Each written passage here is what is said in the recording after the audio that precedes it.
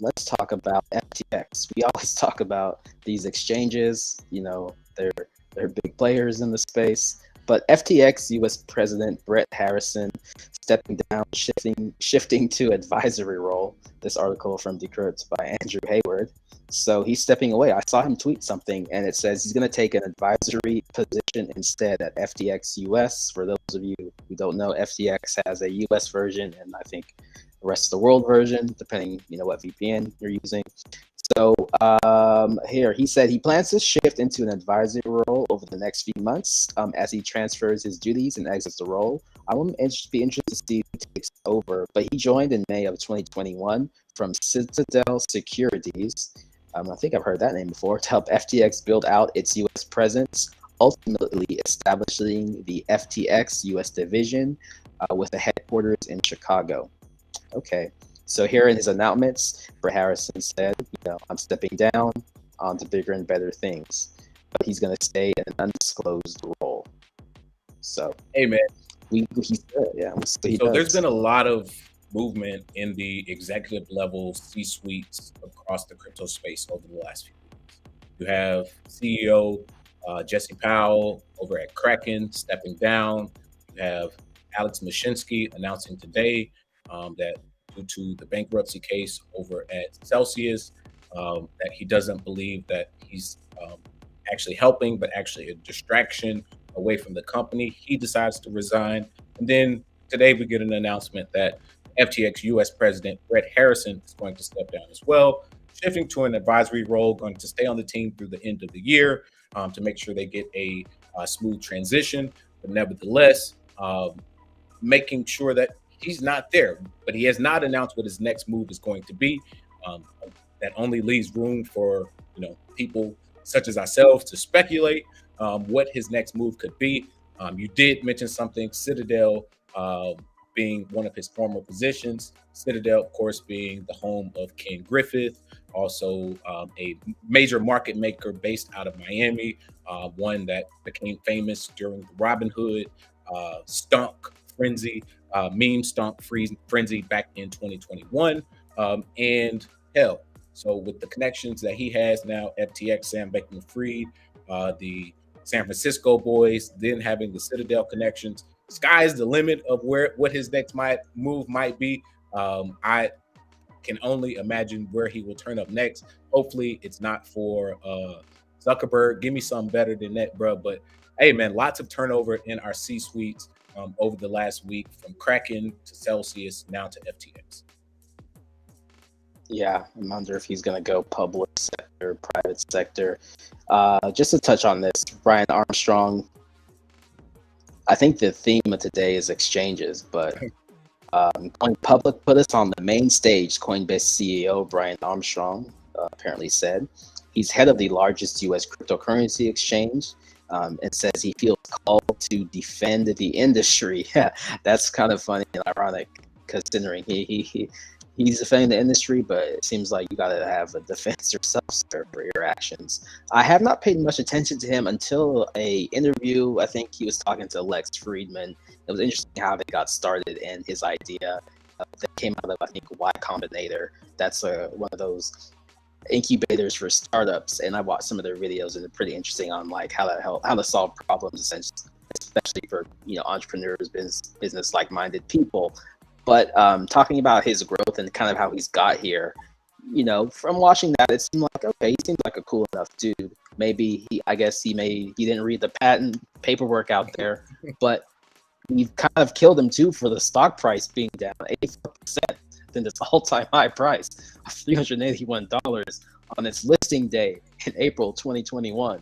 So, man, I feel like after listening to him, I'm like, yo, he doesn't seem like such a bad dude, but it seems like his idea took off, and he's got to go over to the play with the big boys and BlackRock, and now it's kind of like he's between.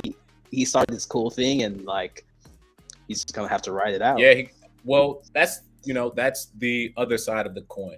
We were kind of joking earlier about the Veritasium versus Coinbase case with Reggie Middleton in the chat. But on a serious note, when I said that I really respected Reggie for swinging at the biggest guy on the block. Even the CEO is saying, we're on the main stage. We're getting deals with BlackRock. We're getting deals with Meta and Zuckerberg. We're the first Fortune 500 company doing crypto. We can go do deals with other Fortune 500 companies. So if he walking around like Suge Knight, well, damn, you should whip his ass with that lawsuit. I ain't mad at you. Yeah. So that's why I was kind of sitting back joking, like, with this story, my man walked out like Suge Knight, and somebody had to say, "Hey, man, we got Bad Boy Records over here too, and we got the patent and the paperwork. So you got to come up off some of that cheese." Yeah.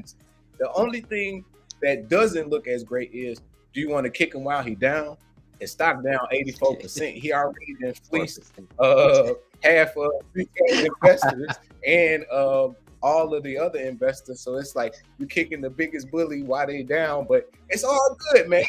Hey man, he might end up being the last dude standing, to be honest.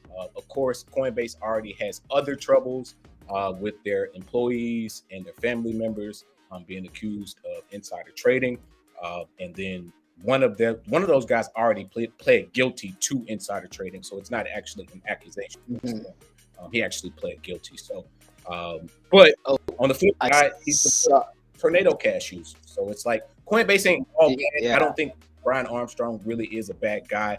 I do think Coinbase has to try to thread the needle, like walk the fence. You know, if we Texas boys, so one thing we know, if you put your nuts on the fence, that you actually get your nuts crushed. So Brian Armstrong may be a victim of sitting on the fence because you can't walk the fine line of regulation and also, want to be on your team. But either way, we'll see what happens. Yeah, man, it's kind of like he if you get that big, you just kind of have to work with the regulators, because it's like, what else are you gonna do? And it's just, in a contrast, we see who gets treated, how people get treated differently based off of what they have. I guess they say if you can't beat them, join them. It looks like he joined them, but he still might get beat. Hey man, and shout out to Cryptonomics in the comment section. I see Omni back and forth going hard. Shout out to Virgil. He says, what's good? Crypto Warrior checking in. Had to jump to the beginning and listening for 1.5x speed. Appreciate everybody, man.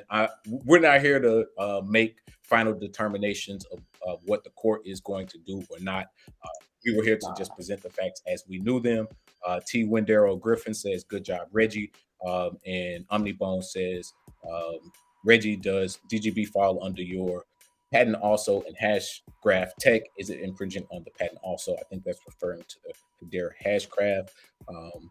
And Crypto Number says, I'm glad he created the suit. Now people can actually see for themselves what's up. This definitely will expose Reggie Milton for what he is. I can't say that, man. I mean, the